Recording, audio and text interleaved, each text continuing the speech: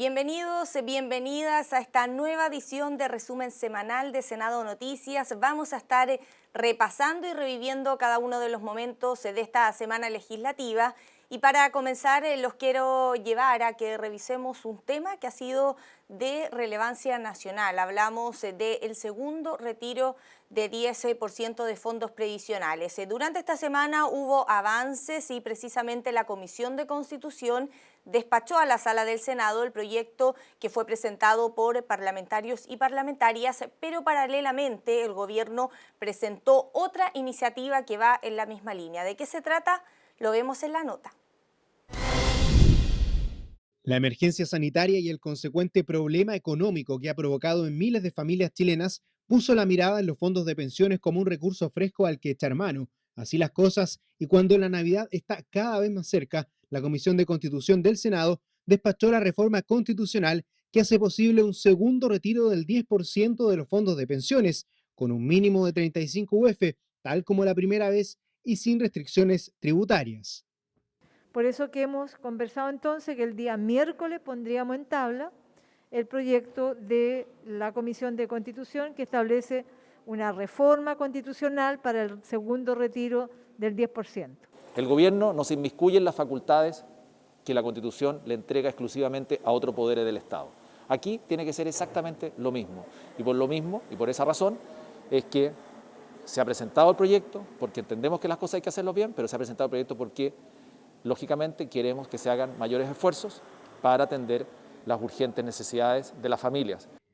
La reserva de constitucionalidad hecha por el Ejecutivo se sumó a la presentación de un proyecto propio para retirar el 10% de las cuentas individuales, pero con varias diferencias. El gobierno plantea que no podrán hacerlo quienes tengan rentas superiores a los 2,9 millones de pesos y que los recursos que se soliciten deberán ser devueltos obligatoriamente a través de las cotizaciones individuales. Dispone además que si una persona tiene fondos en una cuenta voluntaria, deberá primero retirar ese dinero y complementarlo solo de ser necesario con la cuenta individual. Propuesta que entró en carrera y que está siendo analizada por las Comisiones Unidas de Trabajo y Hacienda y no requiere un quórum alto, como la reforma originada en la Cámara de Diputados, que para aprobarse necesita del apoyo de parlamentarios oficialistas. Que es prácticamente un autofinanciamiento del retiro, porque tiene básicamente que devolverlo. Entonces ahí hay una diferencia bastante central con lo que ha venido desarrollando el debate tanto en la Cámara como en nuestra Comisión de Constitución. Es un gran retroceso. Establece el criterio del autopréstamo, es decir, que el trabajador, la familia de clase media, que tiene que retirar plata de la AFP por las razones que sea, van a tener que devolverlo. Eso es inaceptable. Vamos a votar a todo evento por el segundo retiro del 10%, cuando corresponda. No puede ser un autopréstamo y que esto se tiene que pagar durante el mes de diciembre. Pero la única diferencia es que yo me allano al proyecto de ley porque efectivamente creo que no podemos seguir con nuevos retiros. A la espera del arribo al Senado del presupuesto de la Nación, las estimaciones apuntan a que la reforma constitucional por el retiro del 10% se vote en la sala el próximo miércoles, una cita a la que también podría llegar el proyecto que presentó el gobierno. Y en la sala del Senado se comenzó a avanzar en la votación en particular del proyecto que propone establecer escaños reservados para pueblos originarios en la Convención Constitucional. Hubo avances importantes durante esta semana, sin embargo, la votación continuará en una próxima sesión. ¿Cuántos escaños reservados tendrá la próxima Convención Constitucional? Sigue siendo una interrogante. Ni los 15 propuestos por el oficialismo ni los 24 aprobados por la Comisión de Constitución tuvieron acuerdo. A esta última proposición le faltaron solo 2 votos para alcanzar el quórum de 3/5 requeridos para su aprobación. Esta propuesta, a mi juicio, adolece de varios defectos y defectos importantes. No respeta lo establecido en el pacto constitucional y lo que fue ratificado por la ciudadanía de que la Convención Constituyente iba a ser de 155 integrantes. Este argumento en contra del oficialismo se debió a que la propuesta formulada por la comisión consideraba escaños supernumerarios, es decir, adicionales a la convención pactada el 15 de noviembre de hace un año. Además, la indicación detallaba el mecanismo de elección, la proporción para cada una de las 10 etnias reconocidas en la ley indígena y establecía el principio de autoidentificación. Yo simplemente le pido a la derecha que no siga buscando argumentos para justificar su larga y negra historia. Siempre se negaron a reconocer la realidad de la existencia de los pueblos indígenas.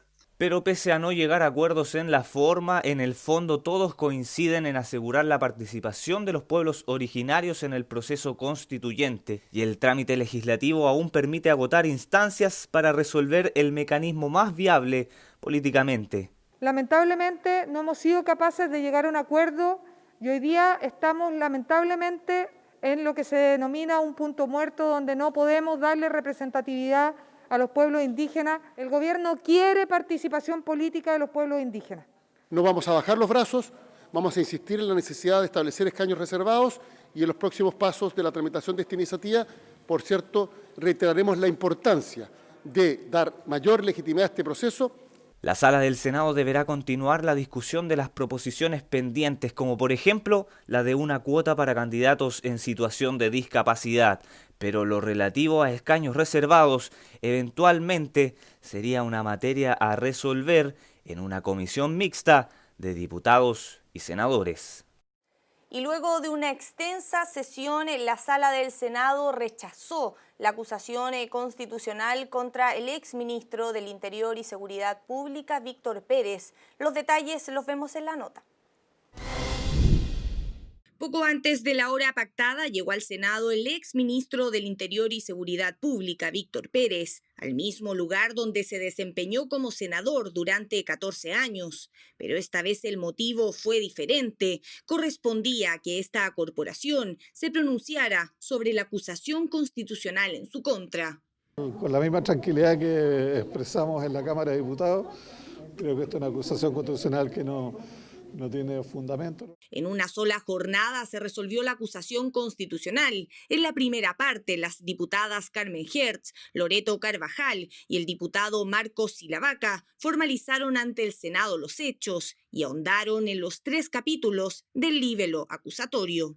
Estos 100 días que estuvo a cargo del Ministerio del Interior, la provocación, las violaciones permanentes de los derechos humanos fueron categóricas. Que el exministro del Interior, durante el periodo que ejerció el mandato, haya vulnerado el principio de igualdad ante la ley. Pero llama poderosamente la atención que a 13 días de haber renunciado el exministro Víctor Pérez no se haga ni una sola autocrítica, ni un solo reconocimiento respecto a los hechos que acompañaron su inacción. En el tiempo de la defensa, tanto el abogado Gabriel Saliasnik como el exministro Víctor Pérez respondieron cada uno de los hechos que motivaron la acusación constitucional. Destacaron el espíritu de diálogo que mantuvo Pérez desde que asumió en la cartera del Interior.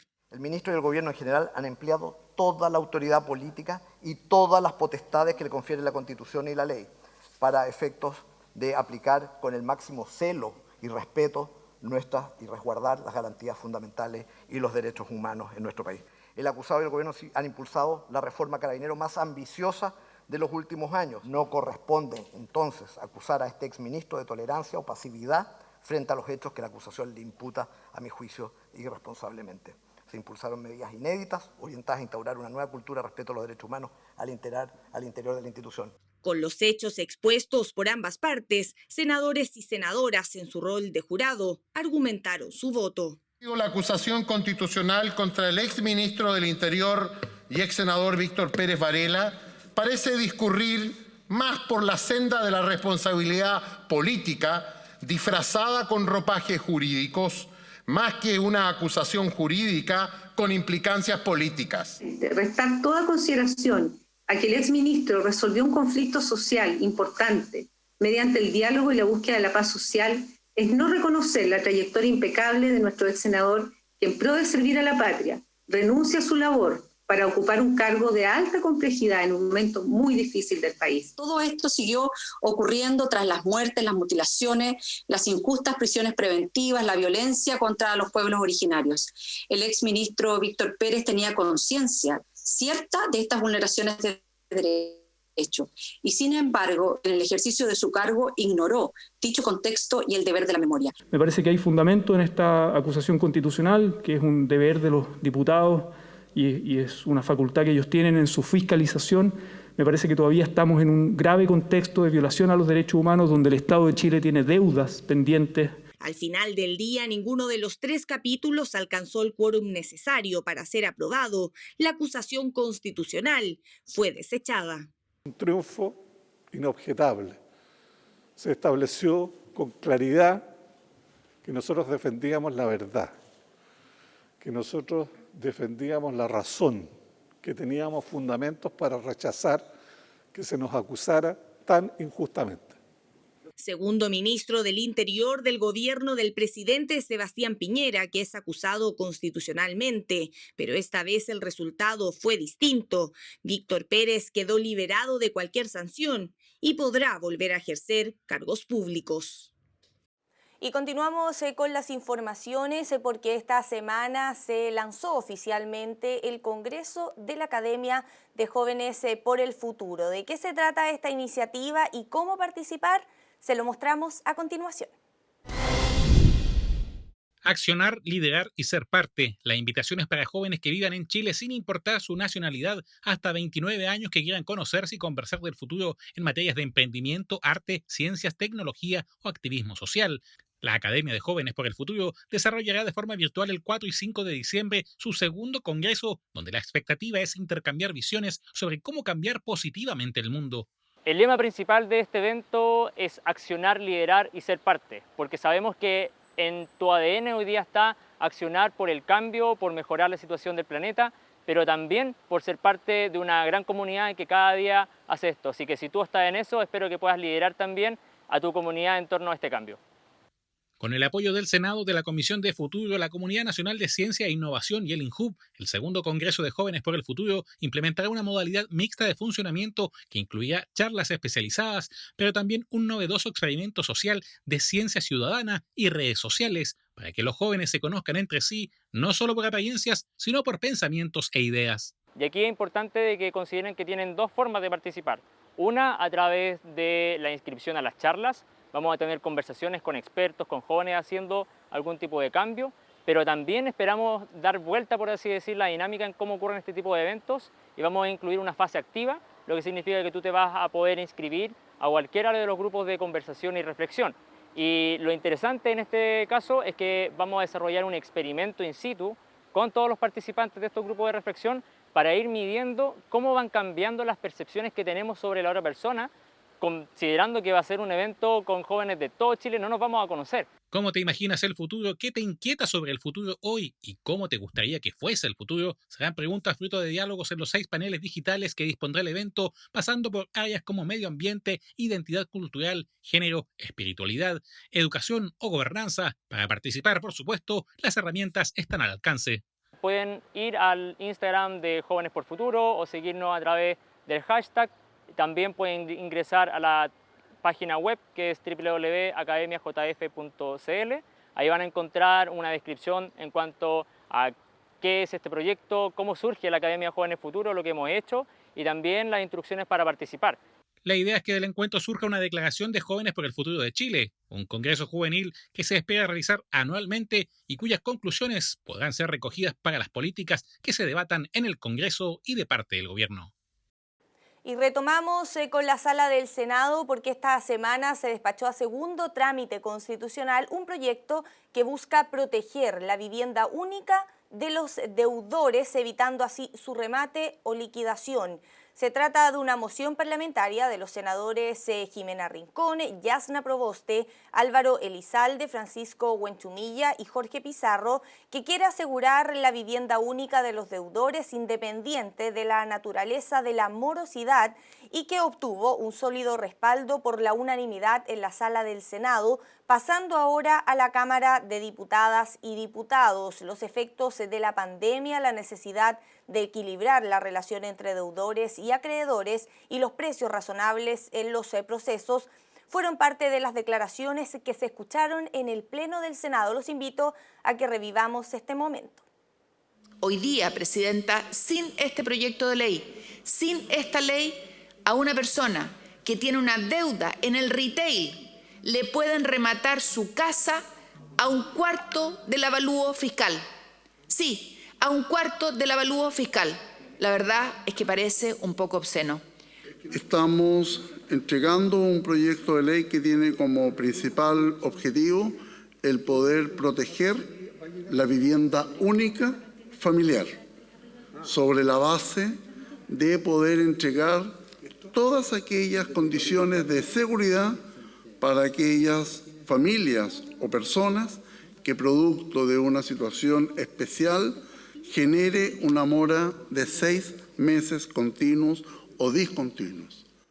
Y nos mantenemos en la sala del Senado porque a segundo trámite constitucional fue despachada una iniciativa que propone un retorno seguro al trabajo en medio de la pandemia por COVID-19. Se establecen protocolos y también un seguro para los trabajadores. Los detalles los vemos en la nota. El hecho de que las ciudades de nuestro país avanzan hacia la reapertura de una serie de servicios es una realidad que ha querido abordar la Comisión de Trabajo del Senado, que al cabo de un tiempo encontró la fórmula para proteger a los trabajadores en caso de contagio. El proyecto, que nació de 2 mociones parlamentarias que fueron refundidas, concluyó su tramitación en particular y está en condiciones de ser visto por la Sala del Senado. Los empleadores van a tener que contratar un seguro para todo trabajador y trabajadora, de forma tal que si se llegaran a enfermar, el 100% del copago por la hospitalización y el tratamiento sea cubierto por el empleador a través de este seguro. Creemos que a través de todas esas medidas en conjunta estamos generando las condiciones para que todos los trabajadores de las empresas en Chile tengan la suficiente seguridad y confianza de que ante cualquier suceso no querido de contagio y de secuelas a lo mejor algo graves, estén completamente cubiertos desde el punto de vista de la salud, de los costos de la salud y del apoyo que deben recibir de las empresas en ese sentido. El proyecto de ley mandata a los empleadores a contratar una póliza para sus trabajadores, que tendrá que ser ofrecida por las compañías a un valor máximo de 0,42 UF. Los empleadores tendrán el deber de entregar un comprobante de la contratación a sus funcionarios, poniendo énfasis en aquellos que cumplen funciones presenciales o semipresenciales. La cobertura del seguro abarca la hospitalización o fallecimiento asociado solamente al coronavirus y no producto de otras enfermedades o accidentes. El proyecto detalla la póliza entregando, por ejemplo, los requisitos para obtener el pago por parte de una aseguradora, que consiste principalmente en tener el diagnóstico y las boletas. Establece por primera vez lo siguiente, que todos los trabajadores que vuelven al trabajo, sus empleadores tendrán un protocolo de sanidad.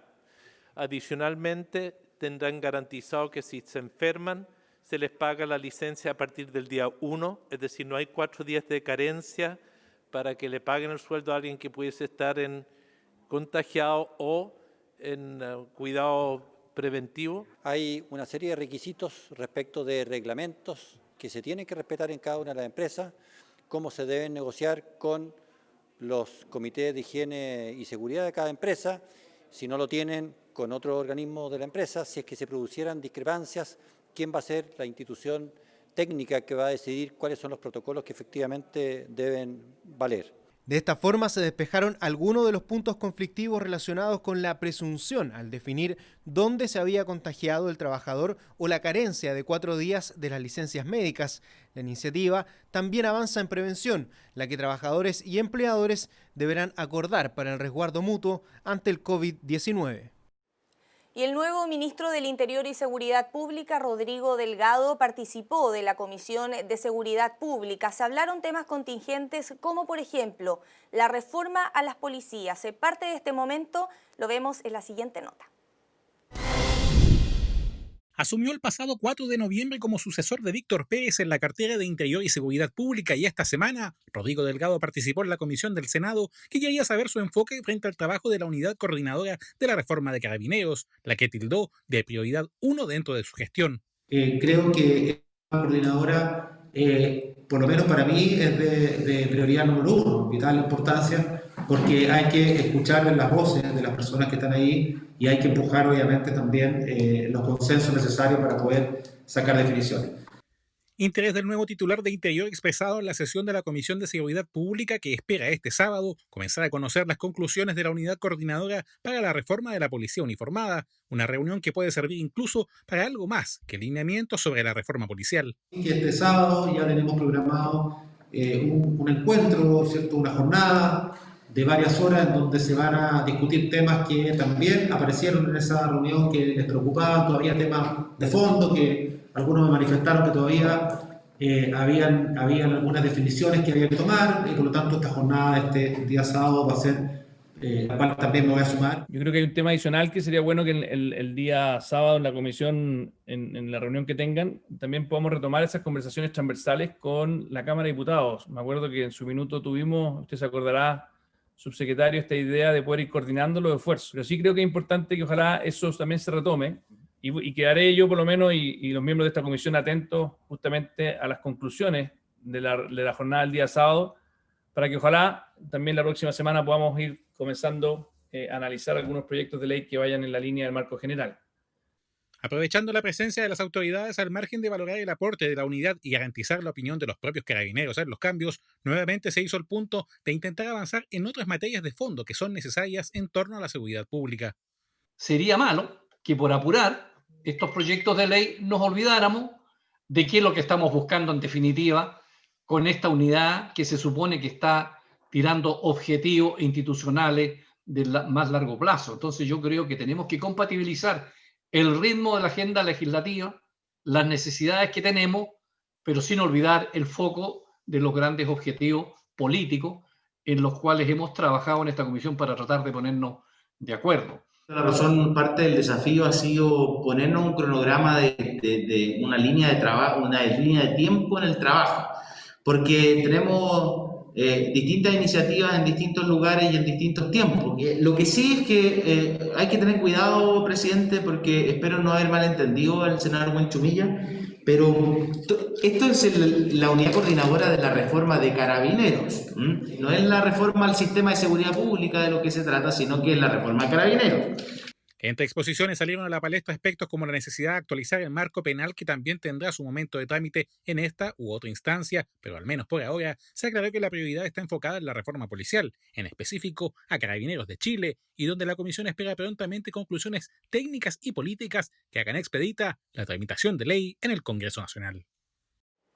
Y ahora le contamos que la presidenta del Senado, la senadora Adriana Muñoz, se reunió con diversas organizaciones de la diversidad sexual en el frontis del Congreso Nacional para rechazar el regreso del denominado Bus de la Libertad, luego de que se conociera por parte de Marcela Aranda, directora del Observatorio Legislativo Cristiano, que la próxima semana recorrerá Santiago y Valparaíso. La senadora Muñoz rechazó el mensaje de este medio de transporte, pues señaló que incita al odio y a la discriminación en tiempos en que se ha avanzado en la no discriminación, integración y el respeto hacia la diversidad sexual. Tenemos parte de las declaraciones que se dieron ese día. Hemos constituido una agenda durante la presidencia que yo estoy desarrollando en el Senado, una agenda, una articulación de más de 30 organizaciones de la diversidad sexual para poner en la agenda política, en la agenda legislativa, todas las situaciones que viven muchas chilenas, chilenos en nuestro país. Entonces, al anuncio de este bus de nuevo, del bus del odio que hemos conocido, porque lo único que se entrega es un discurso discriminador, inhumano, y nosotros no podemos aceptar que en pleno siglo XXI se siga desarrollando una cultura que discrimina. Ese bus es un ariete contra la cultura de respeto e inclusión que muchas personas y organizaciones estamos tratando de construir en la sociedad. Nuestro llamado, por supuesto, es de rechazar este bus. Nuestro llamado es realmente a que busquemos formas de colaborar y construir. Y también a que sepan que esta lucha la vamos a ganar. No nos vamos a rendir, porque esta para nosotros no es solo una discusión, son nuestras familias, son nuestras vidas. Y ahora le contamos que la Comisión de Economía despachó a la Sala un proyecto que permite postergar el pago de las cuotas de créditos hipotecarios en el periodo de pandemia. Los detalles se los mostramos en la siguiente nota. La pandemia por COVID-19 no solo ha dejado una crisis sanitaria, sino que también financiera. Consecuencia de ello es que muchas familias en Chile han visto disminuidos sus ingresos, algo que les ha impedido poder cumplir con algunos pagos, como por ejemplo las deudas por créditos hipotecarios.